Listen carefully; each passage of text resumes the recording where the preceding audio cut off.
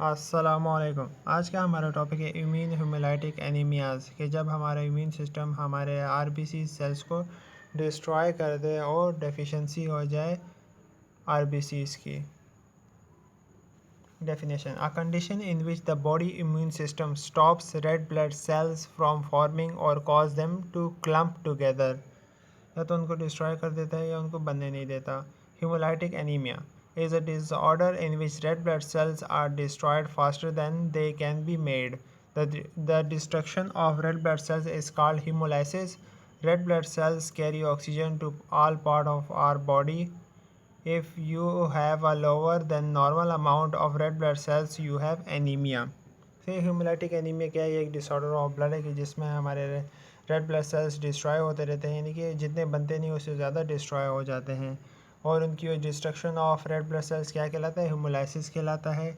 और ये हमारे जो रेड ब्लड सेल्स होते हैं हमारी पूरी बॉडी को ऑक्सीजन पहुंचाते हैं, और ये अगर इनकी तादाद नॉर्मल से लोअर हो जाए तो उनको एनीमिया कहा जाता है। Immunohemolytic anemia can occur in patients who have chronic lymphocytic leukemia. क्या अगर किसी पेशेंट को क्रोनिक लिम्फोसाइटिक ल्यूकीमिया हो, यानी कि उनमें इम्यूनोहेमोलाइटिक एनीमिया हो सकता है। Two common causes of this type of anaemia are sickle cell anaemia and thalassaemia, यानी कि सिकल सेल एनीमिया की वजह से और थैलेसीमिया की वजह से होता है। हीमोलाइसिस नॉर्मल जो है, फर्स्ट में हम देख सकते हैं normal red blood cells erythrocyte जिसको कहा जाता है, और सेकंड में स्पेरोसाइट जिसको erythrocyte that are spherical shape जिनकी बन जाती है, और थर्ड में rupturing of erythrocyte and the release of contents into blood plasma, इसको हीमोलाइसिस कहा जाता है, destruction of red blood cells. Haemolytic anaemias can result from exposure of the erythrocyte to antibodies, कि जिसमें एक्सपोजर हमारा एरिथ्रोसाइट यानी कि रेड ब्लड सेल्स का एंटीबॉडीज़ के साथ हो जाता है। Allo antibodies example antibodies against the host और self result from the immunisation of a person with foreign antigens example the immunisation of a RH negative person with RH positive blood.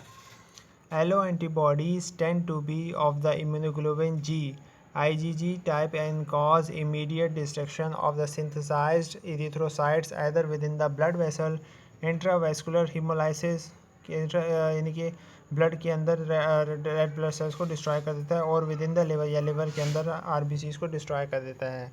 N example of alloimmune haemolytic anaemia in adults is anaemia.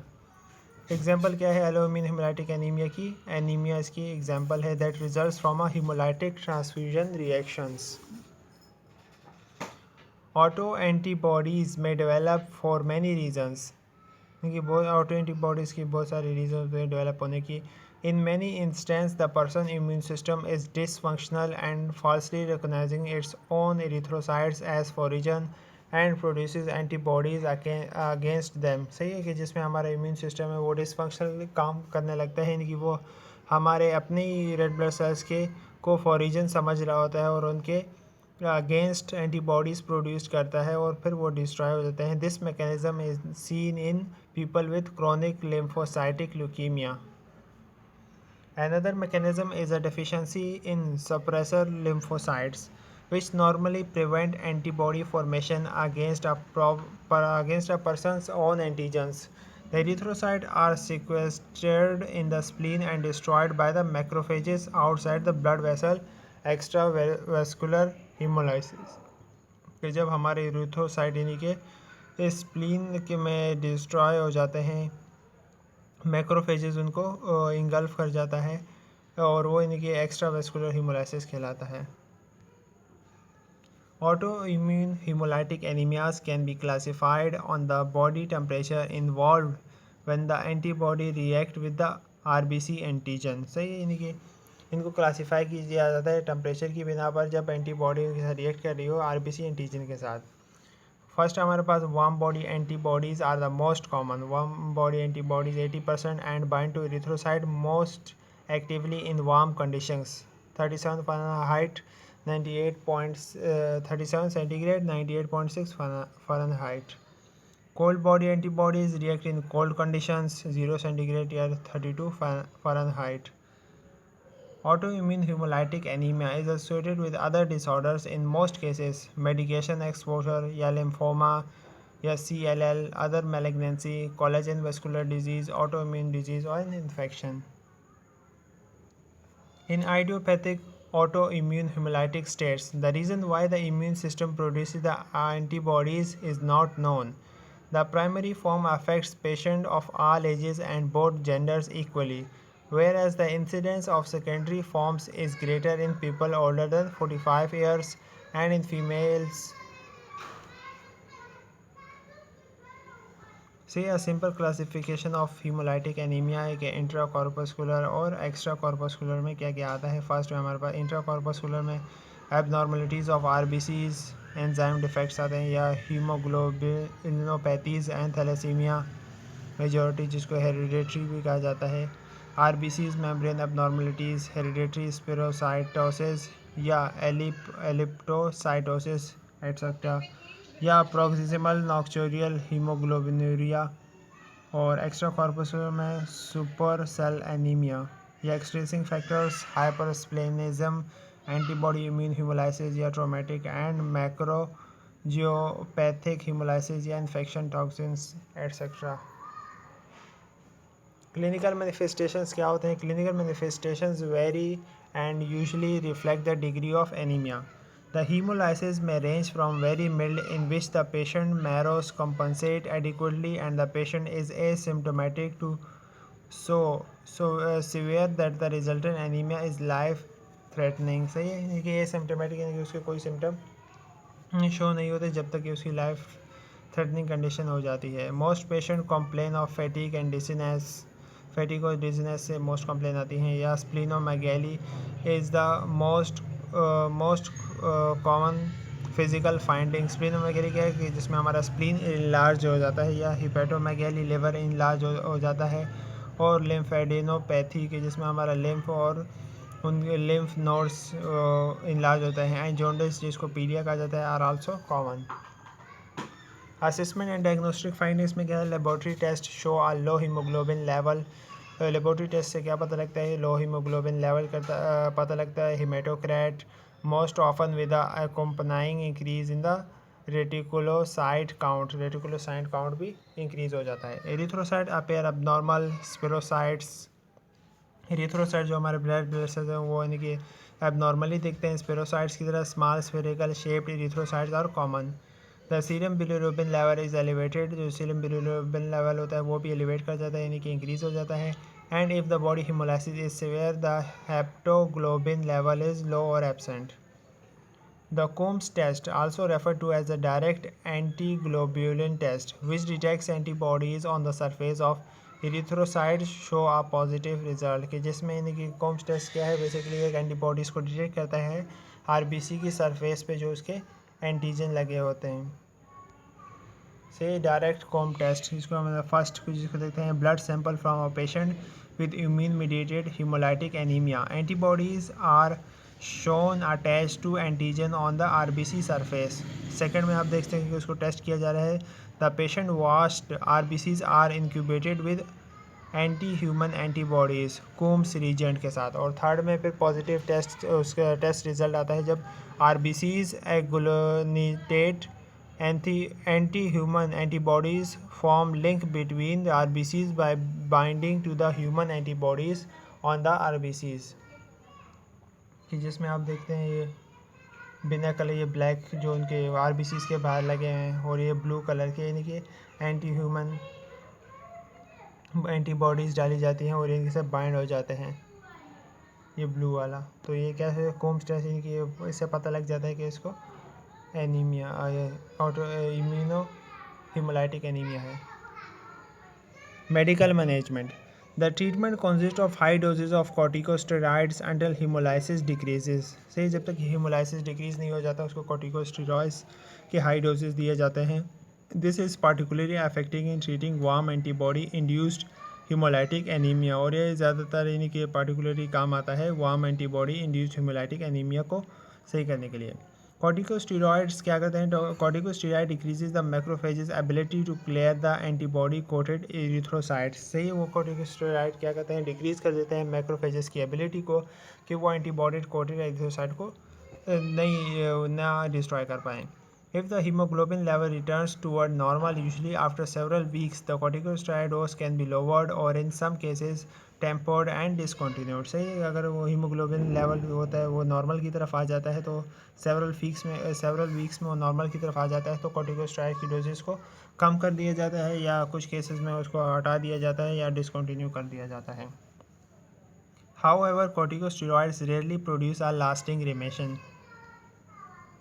In severe cases, blood transfusion may be required. Blood transfusion भी required होती है कि उनको blood लगाया जाए because the antibody may react with all possible donor cells. So careful blood typing is necessary and the transfusion should be given slowly and cautiously. यानी कि caution करके यानी कि precaution करके उसको देना चाहिए. यानी कि जो डोनर होता है यानी कि उसको जो ब्लड ट्रांसफ्यूज़ होने वाला था उसको भी स्लोली देना चाहिए ताकि अगर कोई रिएक्शन हो तो उसको स्टॉप भी किया जा सके. Folic acid supplementation should be provided when the hemolysis is severe and the marrow is aggressively attempting to compensate by increasing erythropoietic activity. Splenectomy, removal of the spleen भी किया जाता है, may be performed if corticosteroid do not produce a remission because it removes the major side of erythrocytic destruction. सही है, splenectomy यानी कि removal of spleen किया जाता है अगर corticosteroids ने काम नहीं किया. If neither corticosteroid therapy or splenectomy is successful, अगर corticosteroid और splenectomy भी सक्सेसफुल ना हो तो क्या immunosuppressive agents may be given. immunosuppressive agents दिए जाते हैं फिर उसको पेशेंट को. The two immunosuppressive agents most frequently used are cyclophosphamide जिसको cytoxan which has a more rapid effect but more toxicity and azathioprine Imuron, which has a less rapid effect but less toxicity. The synthetic androgen danocrine can be useful in some patients, particularly in combination with corticosteroids. If corticosteroids or immunosuppressive agents are used, अगर corticosteroids और immunosuppressive agent को use किया जाए, the taper must be very gradual over a period of several months to prevent a rebound, hyperimmune response and exacerbation of the hemolysis. Monoclonal antibodies, example rituximab, can also be effective for some patients and the long-term efficacy is often years. Although this is a non-FDA approved indication, immunoglobulin administration is effective in about 1/3 of patients, but the effect is transient and the medication is expensive. Transfusion may be necessary if the anemia is severe. Transfusion necessary हो सकती है जब उसको अगर anemia severe हो. It may be extremely difficult to cross-match samples of available units of PRBC with that of the patient. For patients with cold antibody hemolytic anemias, no treatment may be required. अगर patient जो होता है cold antibody haemolytic anaemia के साथ होता है तो उसको कोई ट्रीटमेंट रिक्वायर्ड नहीं होती other than to advise the patient to keep warm. Patient को कहा जाता है कि अपने आप को गर्म रखे. Relocation to a warm climate may be advisable. However, in other situations, the hemolysis may warrant more aggressive interventions as described previously. Nursing management. Patient may have great difficulty understanding the pathologic mechanisms underlying the disease and may need repeated explanations in terms they can understand. यानी patient को education देंगे बीमारी के बारे में उसको. Patients who have had a splenectomy should receive the pneumonia vaccine and annual influenza vaccine and be informed that they are permanently at greater risk for infection. अगर उनका स्प्लीन यानी कि रिमूव कर दिया जाता है तो उनको क्या दिया जाएगा कि उनको निमोनिया की वैक्सीन और एनुअली यानी कि साल में इनके इन्फ्लुएंजा की वैक्सीन लेनी है क्योंकि उनको इन्फॉर्म कर दिया कि आप लोग permanently greater risk for infection है कि आपको इन्फेक्शन हो सकता है. Patients receiving long-term corticosteroid therapy, particularly those with concurrent diabetes or hypertension, need careful monitoring. वो पेशेंट जिनको यानी कि वो लॉन्ग टर्म से corticosteroid थेरेपी ले रहे हैं और उनको डायबिटीज़ और हाइपरटेंशन भी है उनको केयरफुली मॉनिटर करना चाहिए. They must understand the need for the medication and the importance of never abruptly discontinuing it. सही है. उनको यानी कि इसके मेडिकेशन जो वो ले रहे हैं उनको पता होना चाहिए कि उनके लिए इम्पोर्टेंस है और कोई भी डोज मिस नहीं करनी चाहिए। A written explanation and a tapering schedule should be provided, and adjustments based on hemoglobin level should be emphasized. Similar education should be provided when immunosuppressive agents are used. Similar information दी जाएगी, यानी कि जो हमने previously बात की उसी तरह इनको इंफॉर्मेशन दी जाएगी immunosuppressive agents अगर उनको दिए जाएँ। Corticosteroids therapy is not without significant risk and patient need to be monitored closely for complications। तो ये corticosteroid therapy जो हम देते हैं ये भी विदाउट रिस्क नहीं है, यानी कि इसमें भी रिस्क होता है, इसलिए पेशेंट को क्लोजली मॉनिटर करना पड़ता है कॉम्प्लिकेशंस के लिए। Thank you, hope you like it.